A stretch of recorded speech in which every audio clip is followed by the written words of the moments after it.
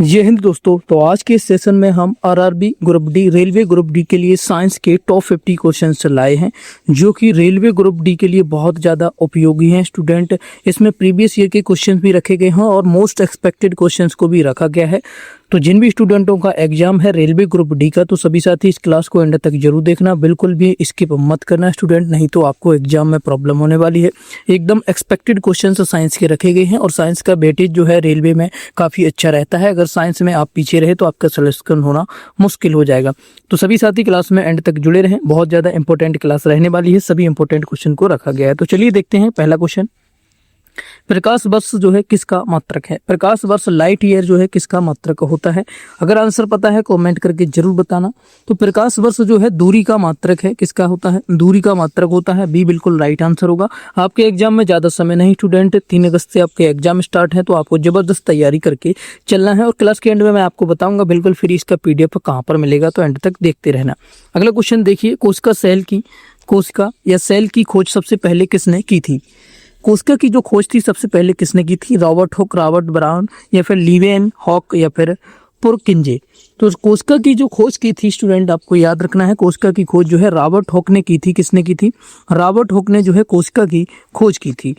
ए बिल्कुल right answer होगा। Next question देखिए, परमाणु के नाभिक में कौन कौन से कण होते हैं? परमाणु के नाभिक न्यूक्लियस में कौन कौन से कण होते हैं? तो न्यूक्लियस में जो कण होते हैं वो आपके इसमें प्रोटॉन और न्यूट्रॉन के कण होते हैं। किसके किसके कण होते हैं? प्रोटॉन और न्यूट्रॉन के इसमें कण होते हैं, याद रखेंगे, बी बिल्कुल राइट आंसर होगा। अगले क्वेश्चन पर चलने से पहले एक रिक्वेस्ट है, जो भी साथी चैनल से नए जुड़े हैं चैनल को सब्सक्राइब करके बेल आइकन को ऑन जरूर कर लें, ताकि आने वाली सभी इंपॉर्टेंट क्लासेस की जानकारी सबसे पहले आपको मिल सके। और सभी साथी वीडियो को लाइक करेंगे, थम्स अप का बटन दबाकर, और ज़्यादा से ज़्यादा शेयर करें अपने सभी दोस्तों के साथ और अपनी तैयारी में लगे रहिए। आगे देखिए क्वेश्चन नंबर 4, आंसर बताइए, शुद्ध जल का pH मान कितना होता है? शुद्ध जल, प्योर वाटर का जो pH मान होता है वो कितना होता है? तो शुद्ध जल का जो pH मान होता है वो 7 होता है। कितना होता है? 7 जो है शुद्ध जल का pH मान होता है।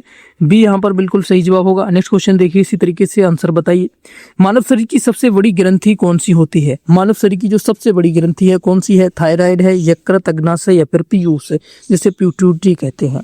जल्दी से बताएंगे कौन सी होती है। तो मानव शरीर की जो सबसे बड़ी ग्रंथि की बात की जाए तो वो यकृत यानी कि लीवर जिसे कहते हैं, यही होती है। यकृत या फिर लीवर कहिए, ये सबसे बड़ी ग्रंथि होती है। अगला क्वेश्चन देखिए, गुरुत्वाकर्षण नियमों के आविष्कारक कौन है?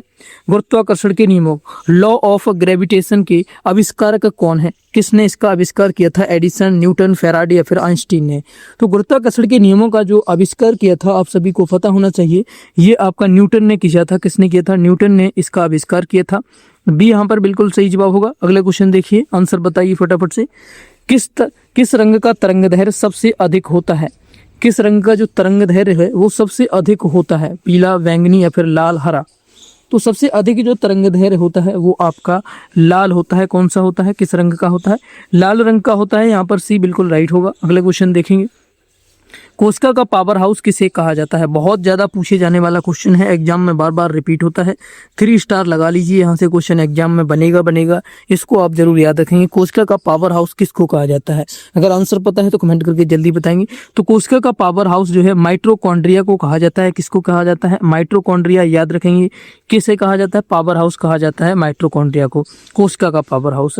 देखिए, लोहे पर जंग लगना किसका उदाहरण है? लोहे पर जो जंग लगती है वो किसका उदाहरण होता है? तो लोहे पर जो जंग लगना है, ये क्वेश्चन भी रिपीट होता है एग्जाम में। ये उदाहरण होता है ऑक्सीकरण का। किसका होता है? ऑक्सीकरण का उदाहरण होता है। ये यहाँ पर बिल्कुल राइट होगा। नेक्स्ट क्वेश्चन देखिए, इसी तरीके से, पानी का घनत्व किस तापमान पर सबसे अधिक होता है? वाटर की जो डेंसिटी होती है वो किस टेम्परेचर पर सबसे अधिक होती है? 0 डिग्री सेल्सियस, 4 डिग्री सेल्सियस या फिर 100 डिग्री सेल्सियस या फिर -4 डिग्री सेल्सियस? तो पानी की जो डेंसिटी घनत्व होता है वो सबसे अधिक जो होता है वो आपका किस तापमान पर होता है? वो आपका 4 डिग्री सेल्सियस पर होता है। कितना? 4 डिग्री सेल्सियस पर सबसे अधिक होता है। बी यहाँ पर बिल्कुल राइट होगा। नेक्स्ट क्वेश्चन देखेंगे, विटामिन सी का रासायनिक नाम क्या है? विटामिन सी का रासायनिक नाम बताएंगे, रेटिनॉल, एस्कॉर्बिक एसिड या फिर कैल्सीफेरॉल या फिर टेकोफेरॉल? विटामिन सी का जो रासायनिक नाम होता है ये आपको पता होना चाहिए, एग्जाम में आता है। एस्कॉर्बिक एसिड जो है विटामिन सी का रासायनिक नाम होता है। बी यहाँ पर बिल्कुल राइट आंसर होगा। नेक्स्ट क्वेश्चन देखिए, रक्त का थक्का बनाने में कौन सा विटामिन मदद करता है? रक्त का थक्का जमाने में जो है कौन सा विटामिन है वो मदद करता है। तो रक्त का थक्का जमाने में जो विटामिन होता है वो विटामिन के जो है सबसे ज़्यादा मदद करता है। कौन सा होता है? विटामिन के। याद रखेंगे, डी बिल्कुल राइट होगा। अगला देखिए, ध्वनि की तीव्रता किस मात्रक में मापी जाती है? इंटेंसिटी ऑफ साउंड जो है मापी जाती है वो किस मात्रक में मापी जाती है? तो ध्वनि की तीव्रता जो मापी जाती है, याद रखेंगे, वो आपकी मापी जाती है डेसिबल में मापी जाती है। ध्वनि की तीव्रता किसमें? डेसिबल में मापी जाती है। बी राइट होगा। नेक्स्ट देखिए, सबसे हल्का तत्व कौन सा है? लाइटेस्ट एलिमेंट जो है कौन सा है सबसे हल्का तत्व? हीलियम, हाइड्रोजन, लिथियम या फिर सोडियम? तो सबसे हल्का तत्व जो होता है वो आपका हाइड्रोजन है। कौन सा है? सबसे हल्का तत्व जो है हाइड्रोजन है। बी यहाँ पर राइट आंसर होगा। नेक्स्ट क्वेश्चन देखिए, मानव शरीर का सामान्य तापमान सेल्सियस में कितना होता है? नॉर्मल बॉडी टेम्परेचर सेल्सियस में कितना होता है? कितने सेल्सियस में अगर नापा जाए मानव शरीर का नॉर्मल टेम्परेचर, यानी कि नॉर्मल बॉडी का तापमान है वो मापा जाए सेल्सियस में कितना होता है? तो सेल्सियस में नॉर्मल जो तापमान होता है मानव शरीर का 37 डिग्री सेल्सियस होता है, यानी कि 37 डिग्री सेल्सियस नॉर्मल तापमान होता है, बॉडी टेम्परेचर होता है मानव शरीर का। अगला देखेंगे, हंसाने वाली गैस का रासायनिक नाम क्या है? लाफिंग गैस का जो रासायनिक नाम है क्या होता है? ये क्वेश्चन भी एग्जाम में रिपीट होता है। तो लाफिंग गैस का रासायनिक नाम जो है नाइट्रस ऑक्साइड होता है। क्या होता है? नाइट्रस ऑक्साइड होता है। बी यहाँ पर राइट आंसर होगा। अगला देखिए, कांच को वैज्ञानिक रूप से क्या माना जाता है? गिलास को जो है कांच, इंग्लिश में गिलास कहते हैं, जिसे वैज्ञानिक रूप से इसे क्या माना जाता है? तो कांच को वैज्ञानिक रूप से अतिशीतित माना जाता है द्रव, यानी कि इस पर कोल्डेड लिक्विड माना जाता है, इसे अतिशीतित द्रव माना जाता है। बहुत ज्यादा इंपॉर्टेंट है, इसे याद रखना पड़ेगा आपको, एग्जाम में क्वेश्चन रिपीट होगा तो याद रखेंगे। ए बिल्कुल राइट होगा। अगला देखिए, रक्त का पीएच मान कितना होता है? ब्लड का पीएच मान कितना होता है? तो ब्लड का जो पीएच मान होता है आप याद रखेंगे, ब्लड का पीएच मान 7.4 होता है। कितने साथियों को ये पहले से पता था? कमेंट करके बताएंगे। 7.4 होता है, यानी कि 7.4 जो है रक्त का पीएच मान होता है, यानी कि ब्लड का, खून कह लीजिए जिसे, पीएच मान होता है। बी यहाँ पर राइट होगा। अगला क्वेश्चन देखिए, पेनिसिलिन की खोज किसने की थी? बार बार रिपीट होने वाला क्वेश्चन है, पिछले साल भी आया था। पेनिसिलिन की खोज किसने की थी? तो बहुत इंपॉर्टेंट है। पेनिसिलिन की जो खोज की थी वो आपकी अलेक्जेंडर फ्लेमिंग ने की थी। किसने की थी? अलेक्जेंडर फ्लेमिंग ने पेनिसिलिन की खोज की थी। बी यहाँ पर राइट आंसर होगा। अगला क्वेश्चन देखिए, किस यंत्र द्वारा विद्युत धारा को मापा जाता है? इलेक्ट्रिक करंट को किस धारा के द्वारा मापा जाता है? कौन से यंत्र के द्वारा मापा जाता है विद्युत धारा को? तो विद्युत धारा को जो मापा जाता है वो आपका एमीटर के द्वारा मापा जाता है। किसकी? एमीटर जिसे कहते हैं, एमीटर के द्वारा विद्युत धारा को मापा जाता है, इलेक्ट्रिक करंट को जिसे मापा जाता है। नेक्स्ट देखिए, स्कर्वी रोग किस विटामिन की कमी से होता है? स्कर्वी जो रोग होता है वो कौन सी विटामिन की कमी से हो जाता है? तो स्कर्वी रोग जो होता है वो याद रखेंगे आप, ये आपका विटामिन सी की कमी से होता है। विटामिन सी का रासायनिक नाम मैंने अभी बताया था, याद रखेंगे, विटामिन सी की कमी से होता है। एस्कॉर्बिक एसिड जो है विटामिन सी का रासायनिक नाम होता है। आवर्त सारणी का निर्माण सबसे पहले किसने किया था? पेरियोडिक टेबल जो है इसका निर्माण सबसे पहले किसने किया था? मेंडलीफ, मोसले, डाल्टन या फिर न्यूलैंड्स? तो इसका जो सबसे पहले निर्माण किया था, याद रखेंगे, पेनिसिलिन आवर्त सारणी का जो निर्माण किया था वो आपका मेंडलीफ ने किया था। किसने? याद रखेंगे, मेंडलीफ ने पेनिसिलिन आवर्त सारणी का निर्माण किया था। खाने वाले नमक का रासायनिक सूत्र क्या है? केमिकल फॉर्मूला क्या है? जल्दी से बताएंगे। खाने वाले नमक का रासायनिक सूत्र जो होता है वो कितने स्टूडेंटों को पता है? जल्दी से बताएंगे। खाने वाले नमक का जो रासायनिक सूत्र होता है NaCl होता है। क्या होता है? NaCl जो है खाने वाले नमक का रासायनिक सूत्र होता है NaCl। याद रखेंगे, बी यहाँ पर राइट आंसर होगा। NaCl जो है इसका रासायनिक नाम होता है। अगला क्वेश्चन देखिए, लेंस की क्षमता का मात्रक क्या होता है? पावर ऑफ लेंस, लेंस की क्षमता का मात्रक क्या होता है? वाट, डायोप्टर, ल्यूमेन या फिर कैंडेला? तो लेंस की क्षमता का जो मात्रक होता है वो आपका डायोप्टर होता है। क्या होता है? डायोप्टर होता है। बी यहाँ पर बिल्कुल सही जवाब होगा। अगला क्वेश्चन देखेंगे जल्दी से, बेरी बेरी रोग किस विटामिन की कमी से होता है? बेरी बेरी जो रोग होता है वो कौन सी विटामिन की कमी से होता है? तो बेरी बेरी जो रोग है वो आपका विटामिन B1 की कमी से होता है। किससे होता है? विटामिन B1 की कमी से होता है ये रोग। याद रखेंगे आप, विटामिन B1 की कमी से होता है। ए बिल्कुल यहाँ पर सही जवाब होगा। अगला देखिए, वायु में ध्वनि की चाल लगभग कितनी होती है? यानी हवा में ध्वनि की चाल लगभग कितनी होती है? तो हवा में जो ध्वनि की चाल होती है ये आपकी 332 मिली सेकेंड होती है। कितनी? मीटर सेकेंड होती है, सॉरी, 332 मीटर सेकेंड जो है हवा में ध्वनि की गति होती है। किसकी होती है? हवा में ध्वनि की गति होती है। ए बिल्कुल राइट होगा। अगला देखिए, सबसे कठोर तत्व कौन सा होता है? हार्डेस्ट एलिमेंट कौन सा होता है? हार्डेस्ट एलिमेंट जो है, सबसे कठोर तत्व जिसे कहा जाता है, सोना, लोहा, हीरा या फिर प्लेटिनम। तो आप सभी को पता होगा, जिनको नहीं पता है याद कर लीजिए। हीरा जो है सबसे कठोर तत्व है। सबसे कठोर धातु भी पूछी जाती है, हीरा ही होता है, याद रखेंगे। सी बिल्कुल राइट होगा। अगला देखेंगे, पीतल किसकी मिश्र धातु है? पीतल जो है, ब्रास भी जिसे कहते हैं, किसकी मिश्र धातु होती है? तो पीतल जो है स्टूडेंट याद रखेंगे, तांबा और जस्ता की मिश्र धातु होती है। किसकी? तांबा और जस्ता की मिश्र धातु होती है। अगला क्वेश्चन देखेंगे, मानव शरीर में गुणसूत्रों की संख्या कितनी होती है? इंपॉर्टेंट है। मानव शरीर में गुणसूत्रों की जो संख्या होती है वो यहाँ पर 46 होती है। कितने? 46 गुणसूत्र होते हैं मानव शरीर में। कितने होते हैं भैया? 46 गुणसूत्र होते हैं मानव शरीर में, 46 गुणसूत्र होते हैं। अगला क्वेश्चन देखेंगे इसी तरीके से, तो मानव शरीर में जो गुणसूत्रों की संख्या होती है 46, याद रखेंगे आप, 46 गुणसूत्र होते हैं। नेक्स्ट क्वेश्चन देखिए इसी तरीके से, आंसर बताइए जल्दी से। सूर्य की ऊर्जा का मुख्य स्रोत क्या है? सन्स एनर्जी का जो मुख्य स्रोत है, यानी कि सूर्य जो है ऊर्जा लेता है, वो कहाँ से लेता है, उसका मुख्य स्रोत क्या है? तो सूर्य की ऊर्जा का जो मुख्य स्रोत होता है वो नाभिकीय संलयन होता है। क्या होता है?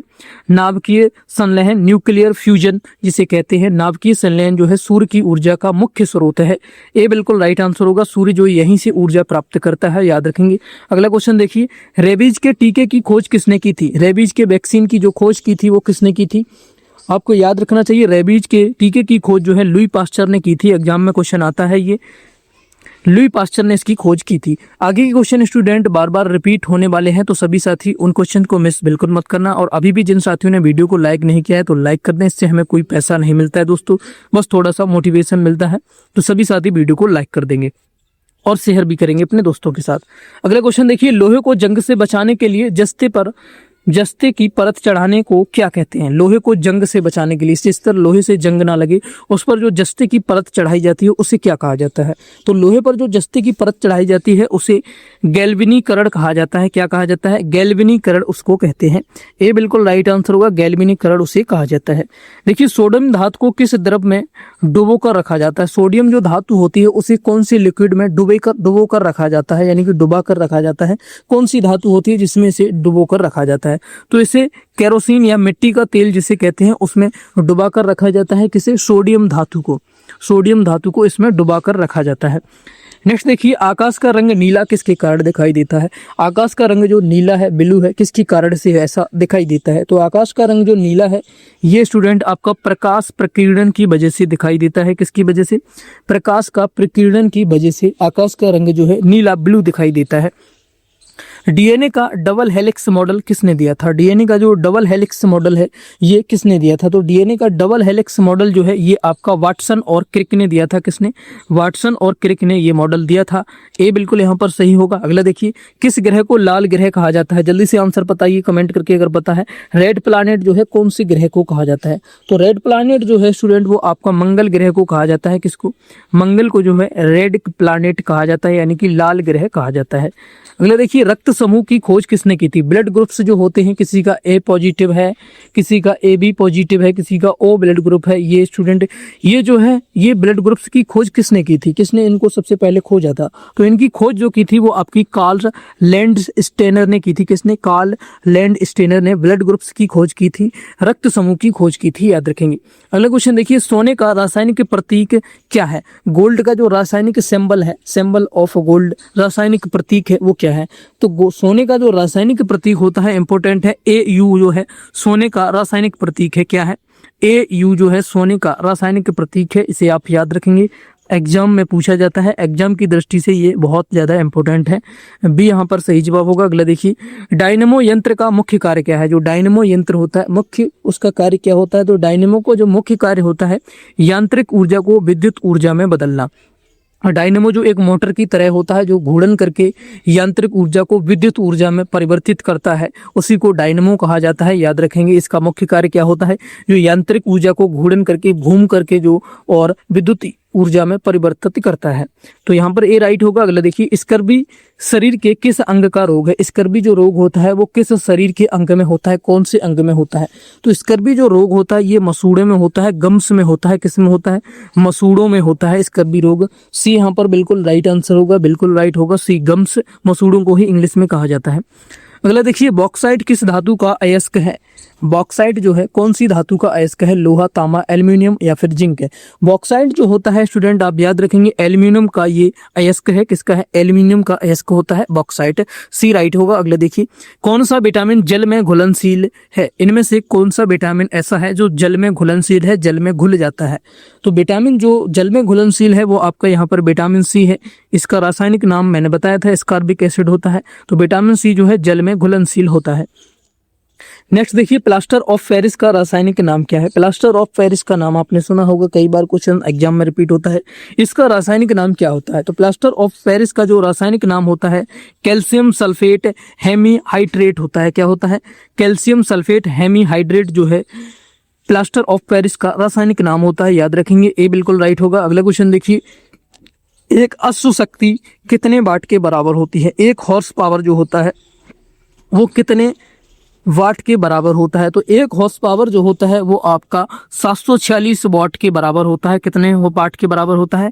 746 वाट के बराबर होता है एक horse power. 1 horse power equal to 1 horse power equal to 746 watt के ये बराबर होता है 746 वाट। याद रखेंगे, ए बिल्कुल राइट होगा। अगला देखिए, इंसुलिन की कमी से मानव शरीर में कौन सा रोग होता है? इंसुलिन की कमी से, इसकी कमी से मानव शरीर में अक्सर जो रोग होता है वो आपका मधुमेह, जिसे डायबिटीज भी कहते हैं, मधुमेह रोग जो होता है इंसुलिन की कमी से होता है। क्वेश्चन बन सकता है एग्जाम में, मधुमेह रोग जो है किसकी कमी से होता है? तो इंसुलिन की कमी से होता है।